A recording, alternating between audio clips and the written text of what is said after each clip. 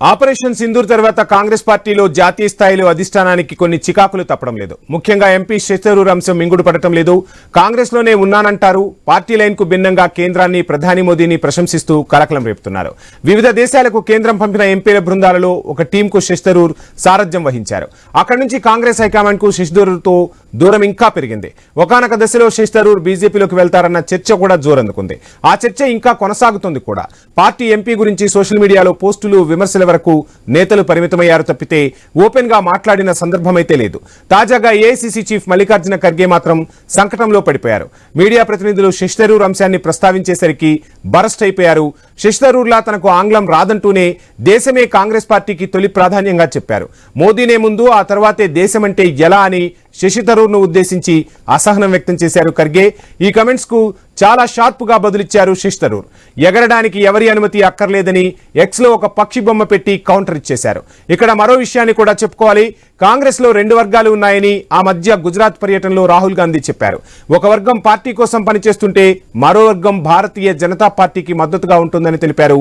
రాహుల్ గాంధీ వ్యాఖ్యలనే చూసుకుంటే శశిథరూర్ ఏ వర్గం కిందకు వస్తారు? పైగా కాంగ్రెస్ అత్యున్నత నిర్ణాయక మండలి సిడబ్ల్యూసీలో శశిథరూర్ సభ్యుడు కూడా. అందుకే ఎంపీ విషయంలో ఏం చేయాలో పాలుపోక హైకమాండ్ తలపట్టుకుందనే చర్చ జోరందుకుంది. पढ़ने बड़ा नहीं आता, उनकी लैंग्वेज बहुत अच्छी है, इसीलिए तो हम पार्टी में उनको वर्किंग कमेटी मेंबर बनाया है। तो लेकिन मैं ये कहना चाहता हूँ कि पूरे लोग, अपोजिशन के पूरे लोग मिलके हमने कहा कि देश की आर्मी के साथ है, जो हमारा आर्मी लड़ रहा है उसके साथ है। तो इसीलिए पहला आवाज मैंने उठाया गुलबर्गे के पत्रकार परिषद में। हम बोले कि देश बड़ा है, सबसे देश के लिए हम सभी लोग मिलकर काम करेंगे, पार्टी बात देश फर्स्ट हमने कहा। वो आप जन लोग ऐसा कहते हैं मोदी फर्स्ट देश बात, तो अब हम क्या करें? उसको जिसको जो लिखना आता है वो वैसा लिखेंगे। उसके बारे में हम अपना दिमाग खराब नहीं करना चाहते या उसमें हमारा दिमाग लगाना नहीं चाहते। हम हमारा एक ही टारगेट है, देश में यूनिटी रहो, देश की सुरक्षा रहे, और देश के लिए हम लड़ते रहेंगे। पहले भी हम लड़े हैं, आगे भी हम लड़ेंगे। ఆపరేషన్ సింధూర్ తర్వాత కాంగ్రెస్ పార్టీలో జాతీయ స్థాయిలో అధిష్టానానికి కొన్ని చికాకులు తప్పడం లేదు. ముఖ్యంగా ఎంపీ శశిథరూర్ అంశం మింగుడు పడటం లేదు. ఇక ఈ రోజు మల్లికార్జున ఖర్గే మాట్లాడిన అంశంతో మొత్తంగా కాంగ్రెస్ లో రెండు వర్గాలు ఉన్నాయి. ఆ రెండు వర్గాల్లో ఒక వర్గం బీజేపీ కోసం పనిచేస్తుందని రాహుల్ గాంధీ గతంలో చేసిన వ్యాఖ్యలకు ఇప్పుడు ఆజ్యం పోసినట్లుగా అయింది. ఇదే అంశానికి సంబంధించి ఫుల్ డీటెయిల్స్ అందించేందుకు మా ఇన్పుట్ ఎడిటర్ శ్రీకాంత్ జాయిన్ అవుతున్నారు. Srikanth, good afternoon. చూస్తున్న మొత్తంగా మన రాహుల్ గాంధీ ఈ రోజు మల్లికార్జున ఖర్గే ఇక బయటపడాలా బయటపడద్దా అన్నట్లుగా మొత్తంగా అయితే ఒక విషయాన్ని అయితే బయట పెట్టేశారు. ఎలా చూడాలి కాంగ్రెస్ లో జరుగుతున్న ఈ అంతర్గత పోరును? డీటెయిల్స్ ఏంటి?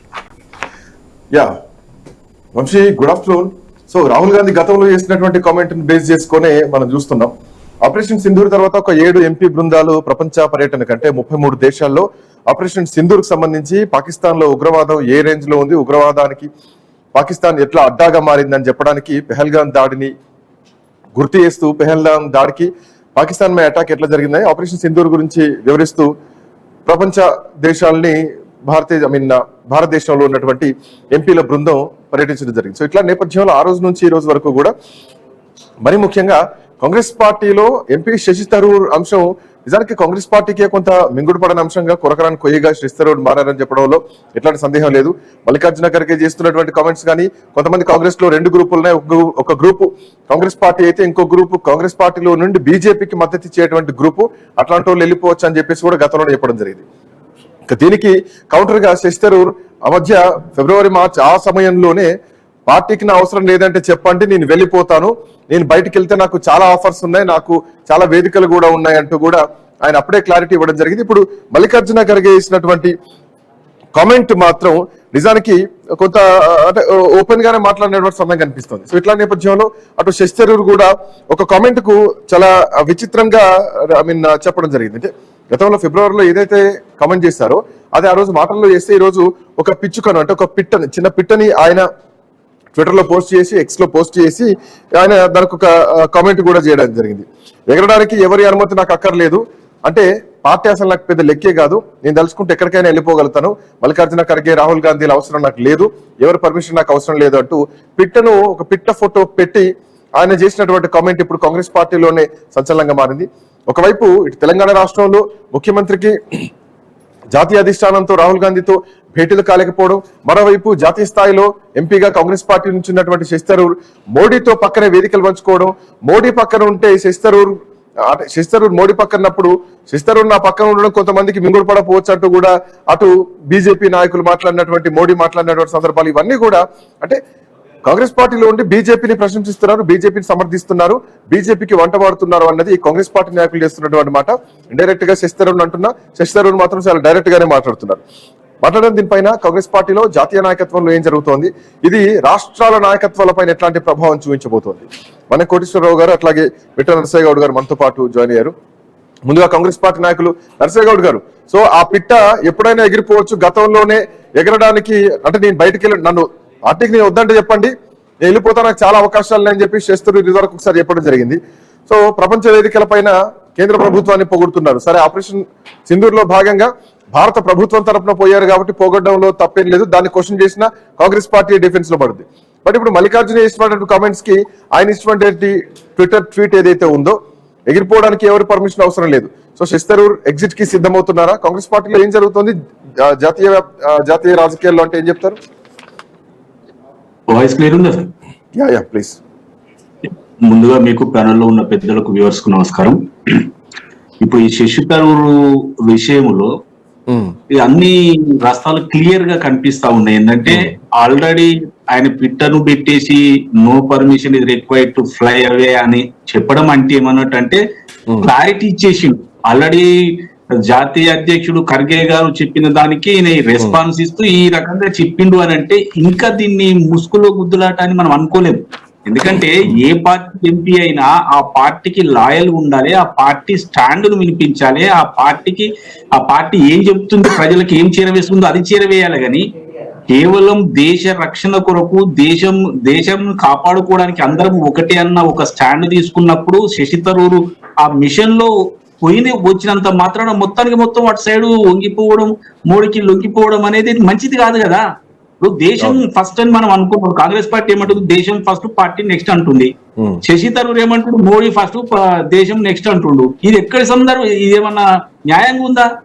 ఇప్పుడు శశి థరూర్ కు టికెట్ ఇచ్చి ఆయనను గెలిపించుకొని ఆయన సిడబ్ల్యూసి మెంబర్ చేసి ఆయనకు గౌరవించి ఇవన్నీ చేస్తే కేవలం మోడీ సింధూర్ తర్వాత ఒక 33 దేశాలకు ఈయనకో 5 దేశాలు తిరిగి రమ్మని ఒక సారథ్యం ఇచ్చేంత మాత్రాన మొత్తం కాంగ్రెస్ నుంచి నేను ఫ్లై అయితే ఒక పిట్టను పెట్టి చెప్పుకోవడం అంటే ఏమన్నట్టంటే ఇక చెప్పల చిత్తం అనేది కరెక్ట్ కనిపిస్తుంది కదా.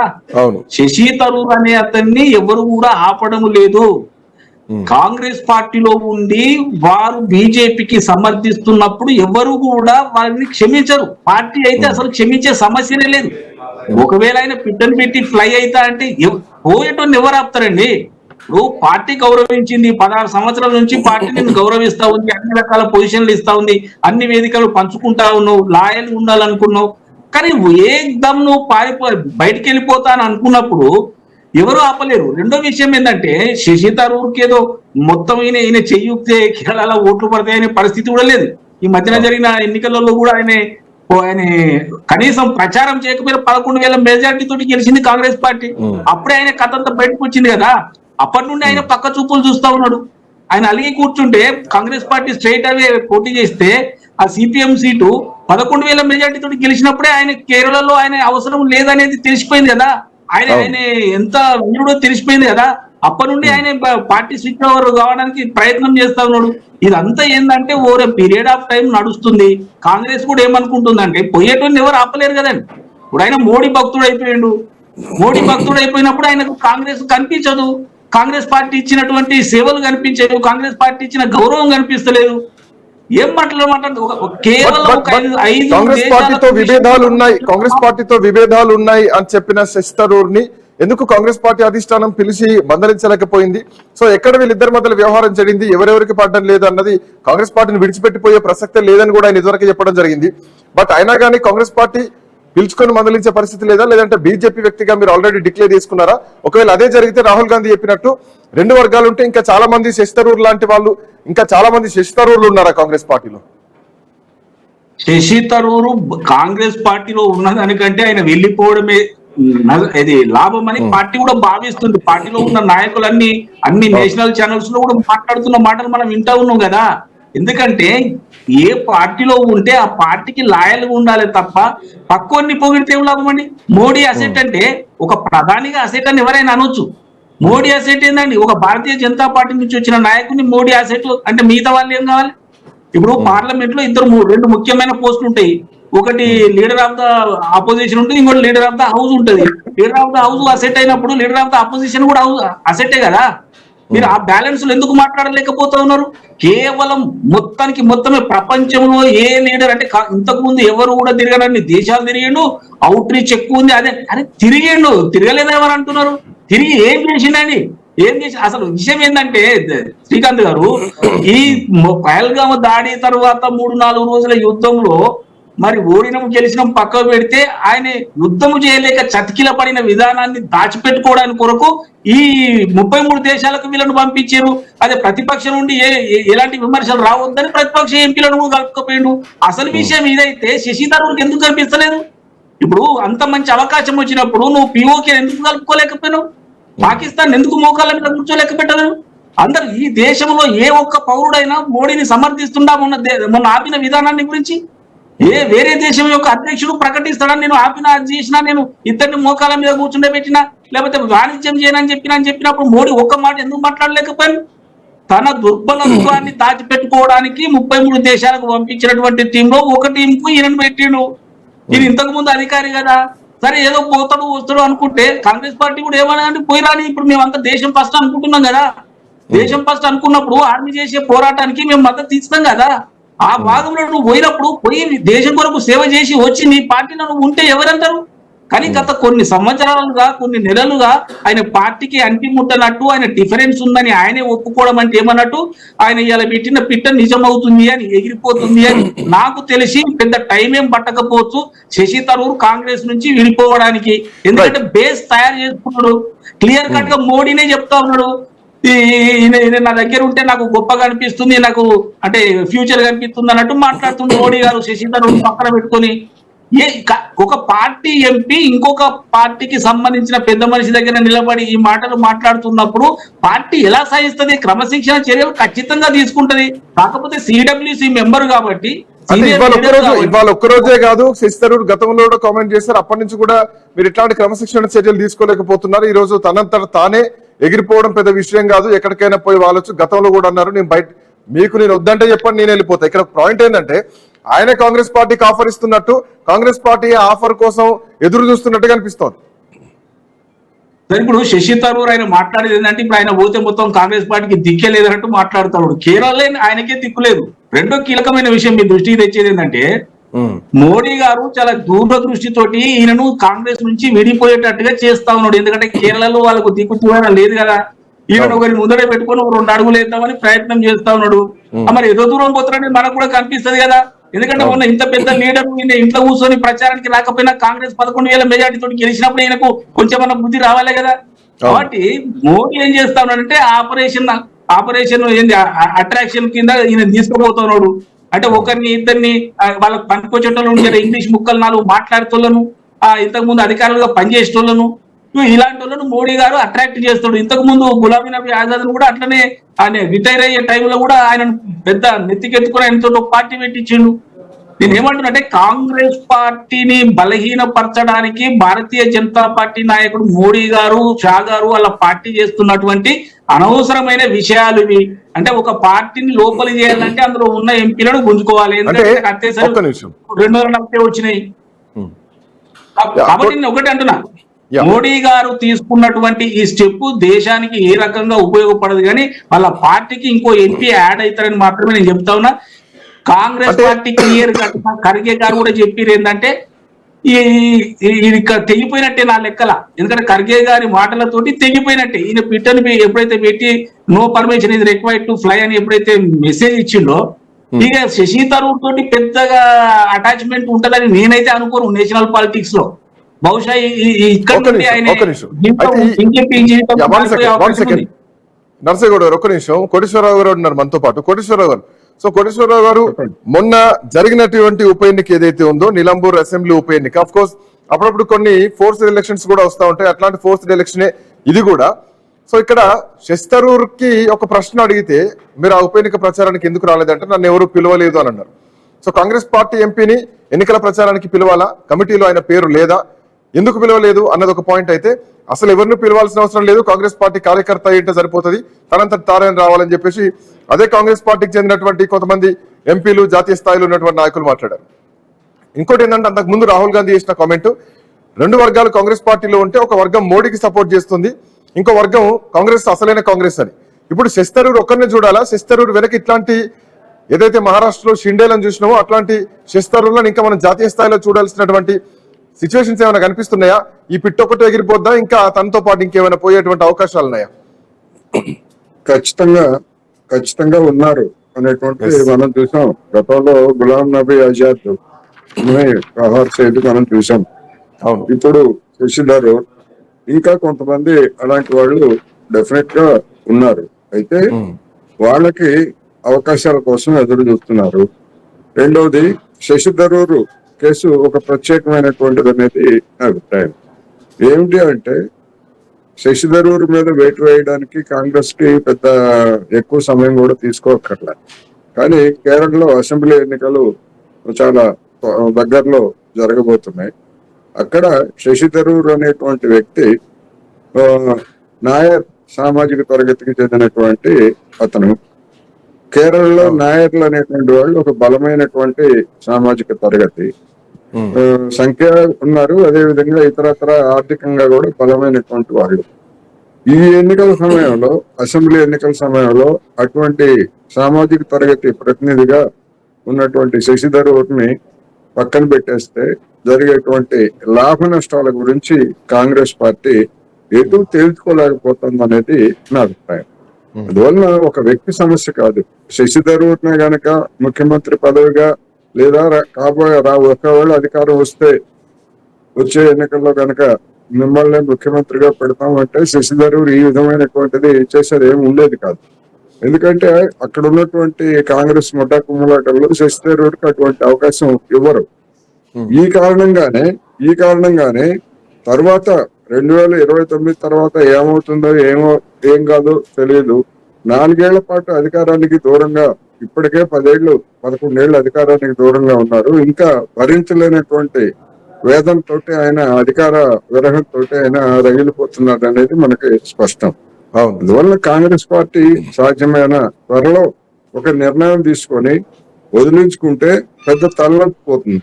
లేకపోయేట్లయితే ఇది రోజు ఈ రచ్చ అనేటువంటిది కాంగ్రెస్ కే అది నష్టదాయకం తప్ప మరొకటి కాదనేది నా అభిప్రాయం. మరి ఇప్పటికైనా ఆయన స్పష్టంగా చెప్తున్నాడు, నేను ఎగిరిపోవడానికి సిద్ధంగా ఉన్నాను, రెక్కలు నావి, ఆకాశానికి హద్దులేమీ లేవు అని చెప్పేసి ఆయన స్పష్టంగా చెప్పాడు. చెప్పిన తర్వాత కూడా ఇంకా మేనమేషాలు లెక్కించడం అంటే అది కాంగ్రెస్ ఉన్నటువంటి ఒక బలహీనత.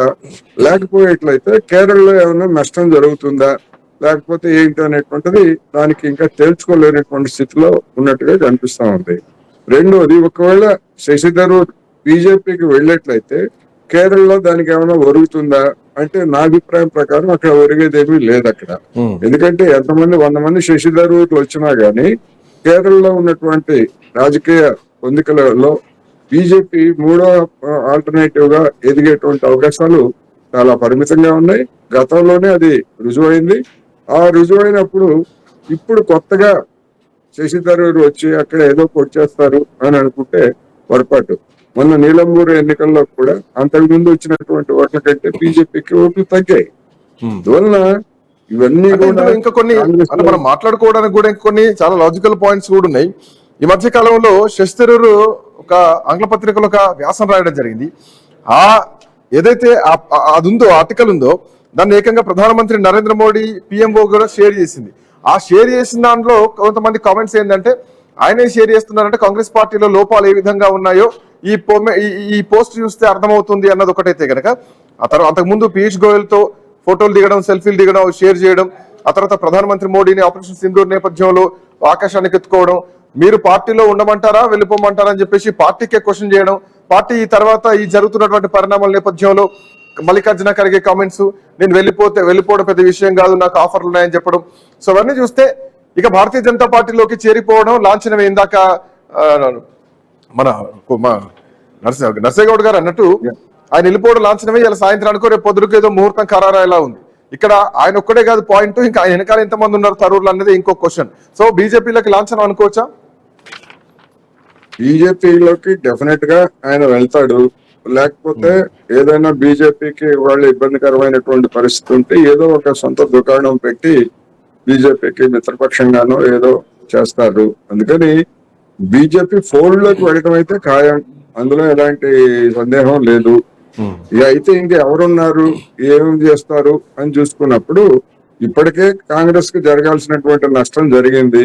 ఇంకా ఎంతమంది సిడబ్ల్యూసి మెంబర్స్ కానీ లేదా ఇంకోళ్ళు కానీ వెళ్ళినా గానీ ఇంకా పెద్దగా జరిగేటువంటి నష్టం ఏమీ లేదనేది నా అభిప్రాయం. ఎందుకంటే రాష్ట్రాల్లో పోవాల్సిన వాళ్ళంతా పోయారు, కొత్తగా జరిగేటువంటి నష్టం ఏమీ లేదు.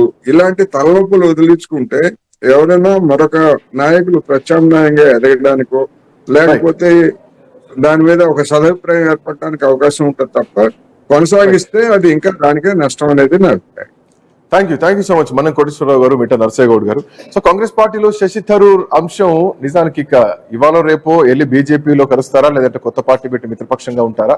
శశి థరూర్ ఒక్కడేనా, లేదంటే శశి థరూర్ పార్టీ ఇంకొంతమంది థరూర్లు ఏమైనా ఉన్నారా? రాహుల్ గాంధీ మాటల ప్రకారం 2 వర్గాలు కాంగ్రెస్ పార్టీలో ఉంటే అందులో ఒకటి ఇండైరెక్ట్ గా బీజేపీకి సపోర్ట్ చేసే వర్గంలో మొదటి వికెట్ శశి థరూరా. ఏం జరగబోతుంది కాంగ్రెస్ పార్టీలో జాతీయ స్థాయిలో అనేది మాత్రం చూడాలి. గంటలు గడుస్తుంటే ఫలితాలు తెలుస్తూ ఉంటాయి. ఎనీవే చూద్దాం. That's all for now. Next updates continue అయితే కీప్ వాచింగ్.